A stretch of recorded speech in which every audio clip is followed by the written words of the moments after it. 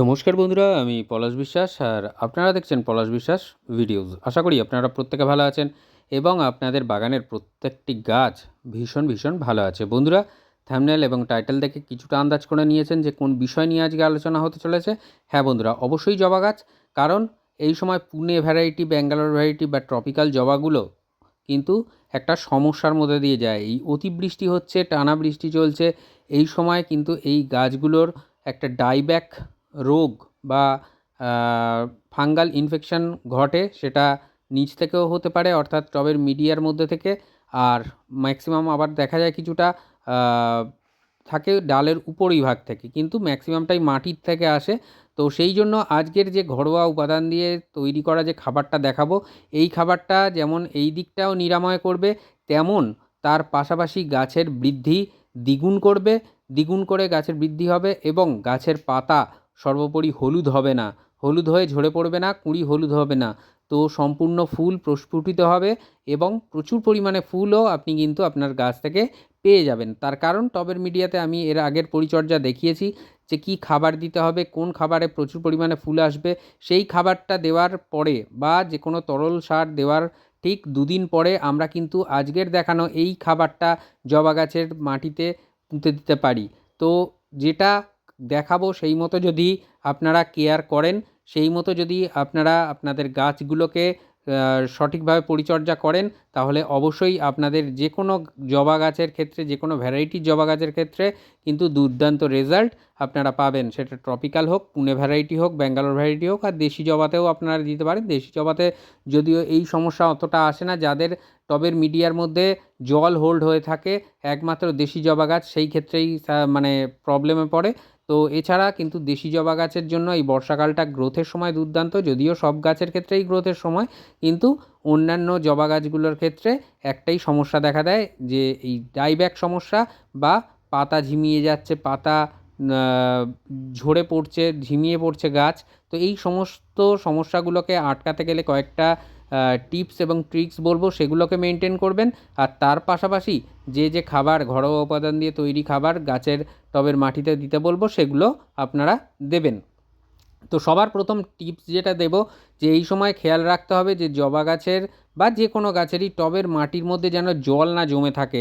যদি জল জমে থাকে তাহলে ড্রেনেজ যে সিস্টেমটা রয়েছে, টবের তলায় যে হোলটা রয়েছে, ড্রেনেজ হোল, সেটাকে কিছু দিয়ে একটা খুঁচিয়ে দেবেন। অনেক সময় শিকড় এসে তার মুখ জাম করে দেয়, অনেক সময় মাটি বা অন্যান্য পদার্থ এসে আটকে দেয়। তো সেই জিনিসটা যাতে না হয়, সেই কারণেই কিন্তু এই ব্যবস্থাটা আমি বললাম। আর যেদিন বৃষ্টি বিরতি পাবেন, সেই দিনটা যেদিন সূর্যের আলো হবে, সেই দিন টবের মিডিয়াটা হালকা করে অন্তত উপরিভাগের মাটি একটু আলগা করে খুঁচিয়ে দেবেন। তাহলে বায়ু চলাচলটা সঠিকভাবে হবে শিকড়ের মধ্যে, তাহলে কিন্তু গাছ অনেকটাই ভালো থাকবে। এইটা গেল, মানে এই দুটো জিনিস বললাম, এই দুটো জিনিস মাথায় রাখবেন। আজকের এই গাছটার উপরে আমি পরিচর্যাটা করব, নিয়ে এসেছি। বৃষ্টি হচ্ছে, তো তার মধ্যেও দেখুন গাছটি কিন্তু মানে দারুণ গতিতে বেড়ে উঠছে। যারা পুরনো ভিউয়ার্স তারা জানেন এই গাছটার আমি প্রতিস্থাপন দেখিয়েছিলাম টবেতে কীভাবে প্রতিস্থাপন করতে হয়।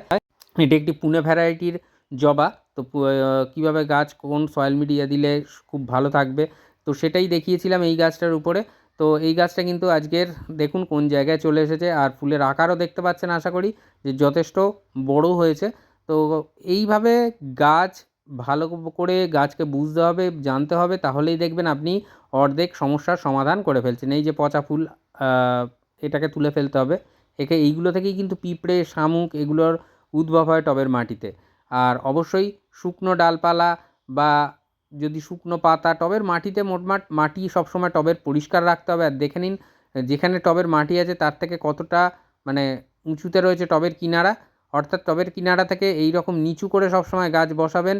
তাতে যেমন জল দিতে সুবিধা হয়, তেমন খাবারগুলো পরবর্তীকালে যে চাপান সারগুলো দেওয়া হয় সেগুলোর ক্ষেত্রেও সুবিধা হয়ে থাকে। তো এটা আমি বারবার বলি। তো এই যে অবস্থা, এই অবস্থায় আমরা কিন্তু টবের মাটি খোঁচাবো না। তার কারণটা কি?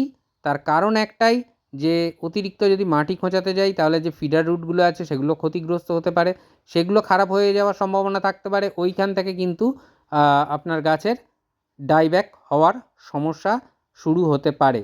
তো কি ঘরোয়া খাবার একদম মানে সুন্দরভাবে দোকান থেকে নিয়ে আসবেন, সাদা সর্ষে হোক, কালো সর্ষে হোক, যে কোনো সর্ষে নিয়ে আসবেন, মিক্সিতে গুঁড়ো করে পেস্ট করে নিয়ে রেখে দেবেন। এই যে সর্ষের গুঁড়ো, এই সর্ষের গুঁড়ো আমরা কিন্তু ব্যবহার করব। গাছ যেমন মানে দ্রুত গতিতে বৃদ্ধি পাবে, গাছের মধ্যে তেমন কিন্তু খাদ্যের অভাব যোগান দেবে। মানে অভাবটাকে যেটা থাকবে, গাছের খাদ্যের অভাব যেটা হবে সেই অভাবের ঘাটতিটা পূরণ করবে। আর তার পাশাপাশি যেটা গাছের যে সবুজ পাতা চকচকে থাকবে, তার কারণটা এই সরিষার খোলের গুঁড়োর মধ্যে প্রচুর পরিমাণে নাইট্রোজেন আছে এবং বেশ কিছু মাইক্রোনিউট্রেন্ট আছে। আইসক্রিম চামচ, এটা দেখেই বুঝতে পারছেন, এই রকম চামচ বা চা চামচের 1 চামচ আমরা কিন্তু এই সরিষার গুঁড়ো, সরিষার খোল নয়, সরিষার গুঁড়ো আমরা নিয়ে আসব, দিয়ে দেব। তো এই সরিষার গুঁড়ো কিন্তু এই 8 বা 10 ইঞ্চি টবের জন্য এটা দিতে হবে। তো এরপরে যেটা দেখতে পাচ্ছেন, এটা বাদাম খোলের গুঁড়ো, বাদাম খোল নয়, বাদামের গুঁড়ো। দোকান থেকে কাঁচা বাদাম কিনে আনবেন, সেই কাঁচা বাদাম কিনে এনে মিক্সিতে গুঁড়ো করে নেবেন। নিয়ে এই কাঁচা বাদামের মিক্সচারটা আপনারা যে পরিমাণ আমি দেখালাম, অর্থাৎ এই চা চামচের 1 চামচ বা এই আইসক্রিম চামচের 1 চামচ যেটা হয়, তো সেই রকম দিয়ে দেবেন। অনেকে টেবিল চামচটাকে দেখছি চা চামচ হিসাবে দেখাচ্ছেন ভিডিওতে, অনেক মানে যারা ইউটিউব ক্রিয়েটার আর কি। আমি বলবো যে চা চামচ আর টেবিল চামচের মধ্যে এরকম কনফিউশন সৃষ্টি করবেন না। তো চা চামচটা একদম ছোটো হয়, আমি আগের ভিডিওতে দেখিয়েছি, একটা জাস্ট আপনার বুড়ো আঙুলের মাপের হয় চা চামচের ভিতরটা। তো সেইটা সেই চা চামচ নিয়ে আপনারা দেবেন, বা আইসক্রিমের জন্য যে চামচ পাওয়া যায় এই চামচেরও দিতে হবে। তো এই যে বাদামের গুঁড়ো, বাদামের গুঁড়োও কিন্তু দুর্দান্তভাবে প্রচুর মাইক্রোনিউট্রেন্ট থাকে তার মধ্যে, এবং তার পাশাপাশি গাছ কিন্তু নাইট্রোজেন এবং কিছুটা হলে ক্যালসিয়াম পেয়ে থাকে। আর এটা যে দেখছেন যেটা দিচ্ছি, এটা হচ্ছে দারুচিনি বা দারচিনি মিক্সিতে পেশাই করা সেই গুঁড়োটা। এটা এই চামচের মানে চা চামচের 1.5 চামচের মতো আপনারা দেবেন টবের মিডিয়ায়। এর কারণ এটা কিন্তু দারুণ কাজ করবে এই দারুচিনির গুঁড়ো, খুব সুন্দরভাবে ফাঙ্গাল ইনফেকশন দূর করবে, টবের মিডিয়া থেকে পিঁপড়ে তো তাড়াবেই, আর তার পাশাপাশি যেটা করবে গাছের রুট সিস্টেমকে ডেভেলপ করবে। এরপরে দেখুন, এই যে 2 টাকা দামের কফির পাউচ 1 লিটার জলে আমি গুলে নিচ্ছি। কি কেন দেওয়া? এর কারণটা হচ্ছে কফি কিন্তু মাটিটাকে অম্লত্ব করে তুলবে। যে যাদের গাছের কুঁড়ি সম্পূর্ণ প্রস্ফুটিত হচ্ছে না, যাদের গাছে ফুল বা কুঁড়ি আসছে না, তাদের গাছে কিন্তু এইবারে আসবে প্রচুর পরিমাণে জবা ফুল ফুটবে। যারা পাচ্ছেন না গাছে জবা ফুল, তারা এই পরিচর্যাটা আজকের যেটা দেখাচ্ছি এটা করে ফেলুন। একদিক থেকে গাছের যেমন ফাঙ্গাস দূর করবে টবের মিডিয়া থেকে, তেমন কিন্তু অপর দিক থেকে গাছের পাতা চকচকে সবুজ রাখবে। টবের মিডিয়ার এই খাবার দিলে, এই তরল সার যদি আপনারা দেন, তারপরে মানে কফির মিশ্রিত যে তরল সার, এটায় কিন্তু যেমন পরিমাণে কুঁড়ি আসবে, কুঁড়ি ঝরা আটকাবে, তার পাশাপাশি প্রচুর পরিমাণে ফুল পাবে গাছ। তার কারণ অম্লত্ব মাটি কিন্তু জবা গাছ কেন, যে কোনো ফুল গাছই পছন্দ করে। তো এইটা দেখুন, যে অনুষ্ঠান বাড়িতে যে জল খাওয়ার জন্য গ্লাস দেওয়া হয়, সেই গ্লাসের 1 গ্লাস আমি নিয়ে নেব। 200 ml পরিমাণে এই কফি মিশ্রিত তরল আমরা কিন্তু টবের মিডিয়ায় দিয়ে দেবো। এবারে প্রশ্ন আসবে যে এই খাবারটা আবার কতদিন বাদে দেবো? এই খাবারটা আবার 15 দিন পর দ্বিতীয়বার রিপিট করবেন বন্ধুরা, তাহলে খুব ভালো রেজাল্ট আপনারা কিন্তু আপনাদের জবা গাছ থেকে পেয়ে যাবেন। আর অবশ্যই যে মাসিক খাবার দেওয়া হচ্ছে, মাসিক যে পরিচর্যার যে খাদ্য প্রণালী বলেছি বা দেখিয়েছি, সেই রকম তো খাবার দেবেনই। আর এগুলো মাঝে মাঝে বুস্টার ডোজ হিসাবে আপনারা ব্যবহার করবেন, এটা আমি বলে দিলাম। দেখবেন সব মিলিয়ে জবা গাছ কিন্তু একটা দারুণ মানে রেজাল্ট আপনাকে উপহার দেবে। আপনার বাগান কিন্তু জবা ফুলে ভরে থাকবে। আর পাতা দেখুন, ঠিক এরকম চকচকে সবুজ পাতা থাকবে।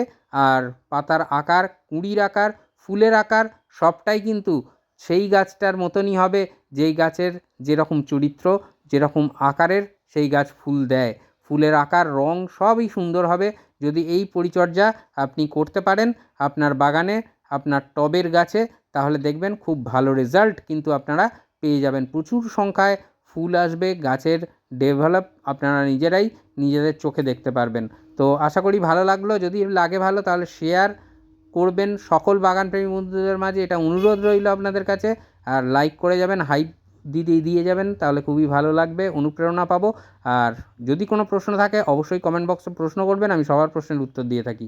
মন থাক চিরসবুজ, পৃথিবী হোক সবুজময়, এই বলে আজকে এখানেই সমাপ্ত করছি। আবার আসছি আগামীকাল ঠিক সন্ধ্যে 6টায় নতুন কোনো গাছের পরিচর্যা বিষয়ক ভিডিও নিয়ে। ততক্ষণ সকলে সুস্থ থাকুন, ভালো থাকুন, প্রচুর পরিমাণে গাছ লাগানোর পাশাপাশি দেখতে থাকুন পলাশ বিশ্বাস ভিডিওস। হ্যাপি গার্ডেনিং বন্ধুরা, খুব ভালো থাকবেন সকলে। নমস্কার।